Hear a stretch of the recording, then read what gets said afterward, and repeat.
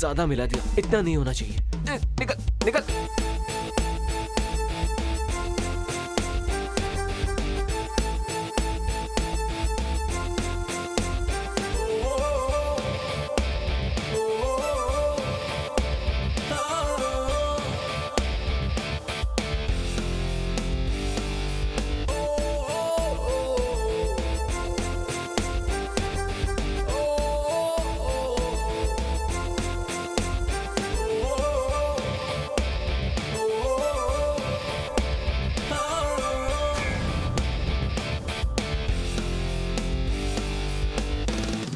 Sir आपको कुछ चाहिए तो हमें बताना। फिलहाल कुछ नहीं चाहिए। हाँ ठीक है। कुछ चकना वकना चाहिए क्या? बोला ना कुछ नहीं चाहिए। ओह ठीक है सर, ठीक है। ये आदमी तो बड़ा कंजूस है। अरे सुनो। हाँ 1 मिनट इधर आओ। हाँ कहिए सर। नीचे पब्लिक है ना?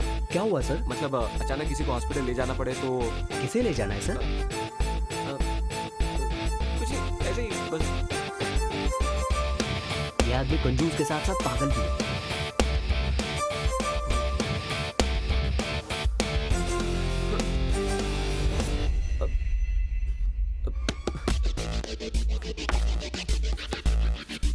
सर 1 मिनट आया। हाँ, आपसे मिलने कोई आदमी आया है सर। सर आप इसी सर को मिलने आए हैं ना? हाँ सर, मैं इसी को ढूंढ रहा था सर। ठीक है आप सर। जाओ। हाँ? सर आप यहाँ क्या कर रहे हैं सर?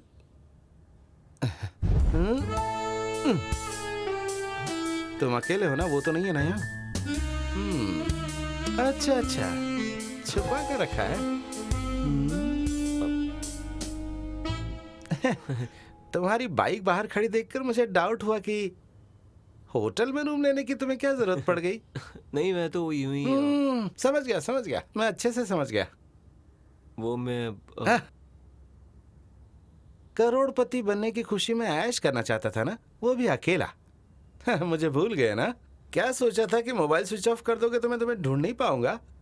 और तुमने रोज को थैंक्स भी नहीं बोला। ये कोई बात होती है? कैसा दोस्त है? तुम्हारा फोन नहीं लगा तो उसने मुझे 3-4 बार फोन किया। दरअसल मेरा फोन खराब हो गया था। ओह। मैं तुम्हारी बात समझा नहीं। कौन बन गया करोड़पति? अब इसका मतलब तुझे नहीं पता?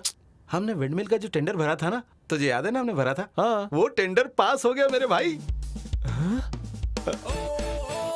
सच कह रहे हो तुम? हाँ यार, मैं कब से ये खुशखबरी सुनाने के लिए तुझे फोन कर रहा था, लेकिन तूने उठाएगा। रोज का रिकमेंडेशन बहुत स्ट्रांग था, समझा? इसलिए तुझे मिला, नहीं तो तेरे जैसे आदमी को खड़ा कौन करता? अब हम करोड़पति बनने वाला है रे, करोड़पति। क्या?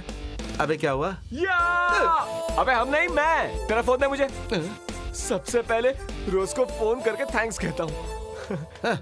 तू भले ही करोड़पति बन जा, लेकिन ये मत भूलना कि मैंने भी तेरा साथ दिया मेहनत में। इस कमरे में बहुत गर्मी है।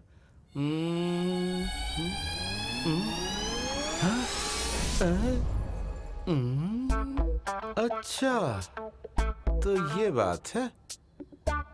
ये तो कहता था ये दारू नहीं पीता। लगता देसी ठर्रा उठा लाया है, लेकिन जब फोकट में मिले तो कौन छोड़ेगा। मजा आ गया। थैंक यू सो मच रोज। हाँ मिलते हैं, मैं आता हूँ। अब किस बात की चिंता है?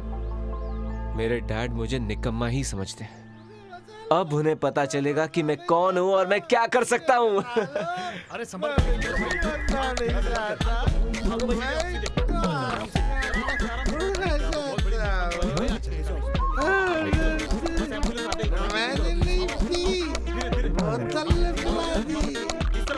क्या हो गया इसे? जो आदमी यहाँ खुदकुशी करने आया था, अब वो हत्यारा हो गया। ओह शिट, उसने मेरा ड्रिंक पी लिया।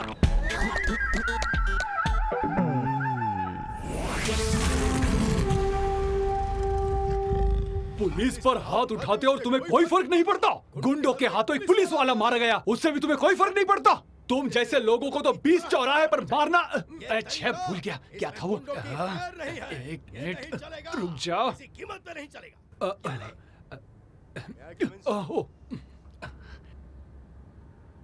यस कम इन।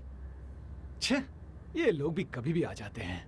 सर, तुम्हें बताया था ना कि मुझे डिस्टर्ब नहीं करना। तुम्हें समझ में नहीं आता क्या? Sir glucose. मुझे ग्लूकोज नहीं चाहिए। ग्लूकोज सर, ग्लूकोज नहीं। अपने डिपार्टमेंट के एसआई लुकास आए हैं। अच्छा, उस लड़के का हाँ पिताजी। सर, वो आपसे कोई जरूरी बात करना चाहते हैं। क्या बात करना चाहता है मुझसे? एक होटल के रूम में अपने दोस्तों को बुलाकर उनके ड्रिंक्स में जहर मिलाकर मारने की कोशिश करने वाले लड़के के बाप से मैं क्या बात करूं, तुम ही बताओ। हाँ? आखिर वो चाहता क्या है? किसी और को गुनहगार बनाकर मैं उसके लड़के को बचा लूं? बताओ मुझे। अब चुप क्यों हो? हम कानून के रक्षक हैं, भक्षक नहीं। सर मिस्टर लुकास कब से बाहर खड़े हैं, वो आपसे मिलना चाहते हैं। हाँ, सॉरी। अन्याय के बारे में जब मैं बात करता हूँ तो मेरे सामने कौन खड़ा है मुझे कोई दिखाई नहीं देता। ओके?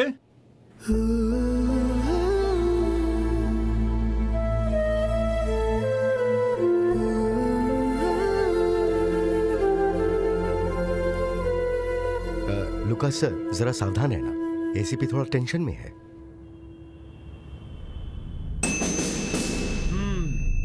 यहाँ का इंचार्ज बनकर मुझे सिर्फ 23 दिन हुए हैं और चार्ज लेने के बाद से सिटी में कहाँ क्राइम हो रहा है अखबार पढ़ने वाला हर एक छोटा बच्चा जानता है। शायद तुम अखबार नहीं पढ़ते हो। पढ़ता हूँ सर, आपके बारे में पढ़ा है। डिपार्टमेंट में बहुत सारे चीते हो सकते हैं लेकिन शेर एक ही होता है और वो है पृथ्वीराज। हमारे डिपार्टमेंट के राजा आप ही हैं सर, सब यही कहते हैं। मेरी चापलूसी करने की कोई जरूरत नहीं है। तुम चाहे जितनी भी कोशिश कर लो, मैं तुम्हारे बेटे को नहीं बचाने वाला। Sir please. मैं कुछ भी नहीं कर सकता। तुम्हारे बेटे ने गुनाह किया है और हमारे पास इसका सबूत है। मेरा बेटा ऐसा कर ही नहीं सकता। वो तो कोर्ट फैसला करेगा। आम आदमी के लिए एक कानून और पुलिस के लिए अलग कानून। मैं उन पुलिस वालों में से नहीं हूँ। This city is clean city. Sir पिछले 29 सालों से मैं पुलिस डिपार्टमेंट में जी जान लगाकर सर्विस कर रहा हूँ और अभी तक मेरे सर्विस रिकॉर्ड में एक भी दाग धब्बा नहीं लगा है सर। और आप चाहें तो मेरा रिकॉर्ड चेक कर सकते हैं सर। मुझे पता है कि मेरा बेटा निर्दोष है, इसीलिए आपके पास आया था। आप एक समझदार ऑफिसर हैं। अगर मेरे बेटे पर अभी कोई ब्लेम लग गया तो उसका फ्यूचर खराब हो जाएगा सर। वैसे तुम्हारी बात अच्छी लगी। मेरे जैसा न्याय और अन्याय को समझने वाला ऑफिसर इस डिपार्टमेंट में शायद ही कोई होगा। सर इस मामले में विक्टिम खुद आपके पास कुछ कहना चाहता है सर। आराम से आओ।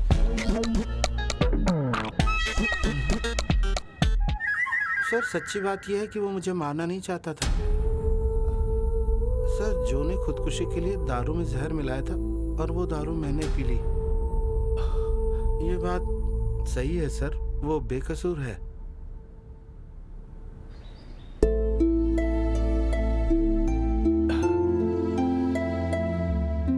सुनो बेटा, मैंने उस दिन तुम्हें गुस्से में डांटा था। तू तो अच्छी तरह जानता है ना कि मैं तेरी वजह से जिंदा हूं।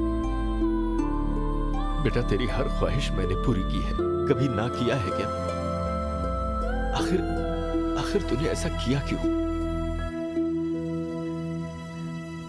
सॉरी पापा।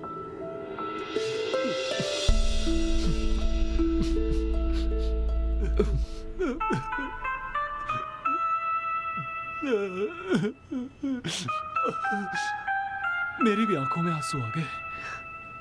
अब दोबारा ऐसी गलती मत करना। तेरी माँ की मौत के बाद तेरे पिताजी ने ड्यूटी के साथ साथ तुम्हारी परवरिश कैसे की, कभी सोचा है तुमने? 2 टाइम का खाना, साफ सफाई और कपड़े धोना, ये सब इतना आसान काम नहीं है बेटा। कई पुलिस वाले बाहर 2-2 बीवियां रखते हैं लेकिन तेरे पिताजी ने ऐसा नहीं किया। बेटा इनका दिल मत दुखाना। अनजाने में मुझसे गलती होगी सर। Very good. अच्छा ये बताओ तुम क्या सर, काम ये करते हो? मैं नौकरी नहीं, बिजनेस करता हूँ। हैं? कैसा बिजनेस? मरीन ड्राइव का विंडमिल प्रोजेक्ट टेंडर मुझे मिला है। मुझे जल्द से जल्द उसे इंस्टॉल करना है, आप समझे? ओह और ये कोई छोटा मोटा प्रोजेक्ट नहीं है। Very good. My best wishes. Okay, thank you sir. कोई भी प्रॉब्लम हो तो मुझे बताओ, ठीक है? Sure sir. All the best.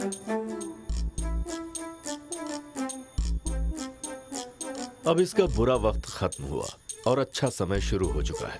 Windmill project से इसकी जिंदगी में बहार आने वाली